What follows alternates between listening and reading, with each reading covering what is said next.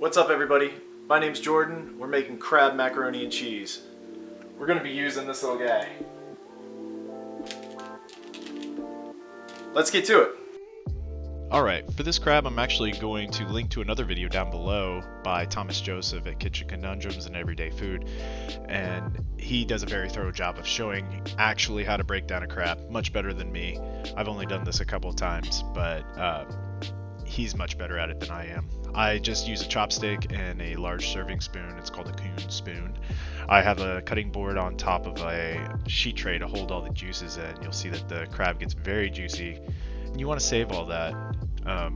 This is just showing how to get the chopstick down in there, get all the crab meat out of those knuckle pieces. Another thing you want to make sure is that you double check your crab meat, that it doesn't have any shell in it. It's not really going to pose much of a threat to you, but it's not really nice to bite down on in the middle of a nice creamy bite of macaroni and cheese. And speaking of cheese, I'm using 5 different kinds. This first one is a Italian Fontina cheese. Feel free to use whatever cheeses you want. This is your macaroni and cheese. This is what I found at Whole Foods. The next one is a smoked Gouda, then an applewood smoked cheddar, a triple cream Gouda, and a Swiss raclette from YouTube fame. This is how we're going to take this bechamel, this crab sauce, over the top. We're going to make it extra crabby by pouring 2 cups of whole milk over the crab shells that we already picked all the meat out of, and then another half a cup of heavy cream. And this is just going to make this sauce super rich and very crabby, and we're going to steep this over a low flame. Probably takes about 15 to 20 minutes. You can honestly steep it as long as you want, but you don't want to lose too much liquid, so make sure that it's covered. Strain your sauce off through a fine mesh sieve just to make sure that no extra shells or no little parts fall through into your milk. And you're going to set this aside and reserve for the bechamel. And for the pasta, this recipe calls for a full box, 1 whole pound of pasta. I'm using pipe rigate. You can use any kind of pasta you want, fusilli or penne or whatever. I just like the big holes, the elbow. It looks like elbow macaroni. You can do this ahead of time. It doesn't need to go into the bechamel sauce, hot or cold, it doesn't matter. Now for the bechamel. I'm melting 2 tablespoons of butter in a large saucepan, or this is a stock pot, but whatever. And to this we are going to add 2 tablespoons, equal parts, whatever you're doing, but 2 tablespoons in this case, of flour. This is a stone ground red wheat flour from my place of employment, Josie Baker Bread.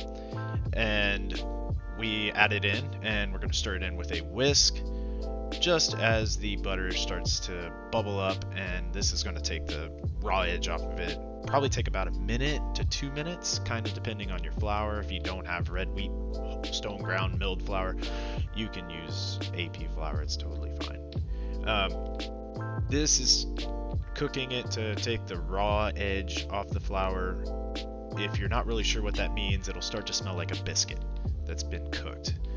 And at that point, you can add in your milk.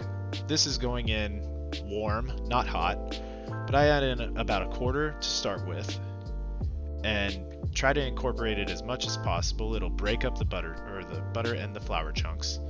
Then add in about half of that, stir it in, and then add in the rest. What this is going to do is keep the roux from clumping up. And you don't want a clumpy roux, because when you bite into a clumpy roux, you get a clumpy piece of flour in your mouth, and that tastes disgusting. And we don't want to do that, so you don't want a clumpy roux. And this sauce is now a bechamel, one of the 5 French mother sauces. Yay, you did it. Next up, we're going to add cheese and make this into a mornay. This is as much cheese as I thought I needed. It turned out to be a little bit less than what I wanted for the finished product, so I kind of eyeballed it. It was about almost 2 cups, probably 1.5 cups of the cheese I just cubed up. This is over a low flame, so it's not super hot. You don't want to boil your bechamel, otherwise it'll get too thick too fast, and then you're going to have this really thick, gummy macaroni and cheese, and you really just don't want that. I'm going to stir it gently until all the pieces of cheese are melted. And you'll see it thicken up, and as it thickens up, you'll see you can actually see the bottom, and you kind of know that that's about the point where you're doing things right. This looks good. It looks all right to me.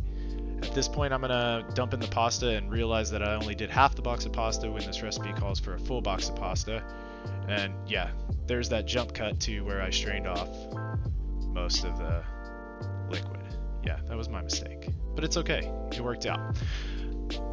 That amount looks good to me. I was going for a little bit creamier macaroni and cheese rather than a big, thick, heartier macaroni and cheese, and then a big handful of crab. This is probably about a cup, close to a cup, and then I think I add more at some other point too. So add in as much as you want. It's your macaroni and cheese. You can do whatever you want with it. You can add all crab, the whole crab, if you want. I don't care. Make it super crabby. Or add in lobster or chicken. Do it at that point. That's all you need to do. I decided now that I needed more cheese. I just wanted this to be really cheesy and like stringy, like you see in the movies. Stringy, cheesy, delicious macaroni and cheese, and that's what it's starting to look like right now. Right now I'm adding a chopped parsley and lemon zest mixture. Chopped parsley really fine and then zested lemon zest over it and then mixed it all together. And I'm going to add it in, and I'm also going to save a little bit for the top. It's just, it felt right. I felt like I should do it. If you want to add in some other kind of herb, I'm sure it's going to taste really good. For the plate up, I'm just going to spoon it into a bowl. I could have put this into a baking dish and added like a breadcrumb topping with this parsley and lemon zest and a little bit of butter. Melt it down, and then you sprinkle that over the top in a baking dish, and it's going to be baked. And it'll be delicious. It'll be crunchy on top. You add in some more cheese on top, make it more cheesy. Do whatever you want. This is just the base recipe. This is just one way of doing it. And it's not the right way. I don't think it's the wrong way because it tasted really good. So sprinkle that on like you're in a Michelin star restaurant. Make it look beautiful. Be proud of it. I was pretty happy with it. I hope you are too.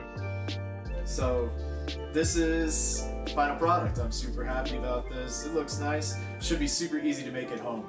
So, I mean, why not? Look at that.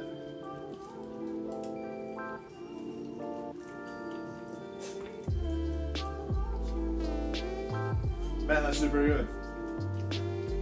Winner. Hey ya! Happy dance.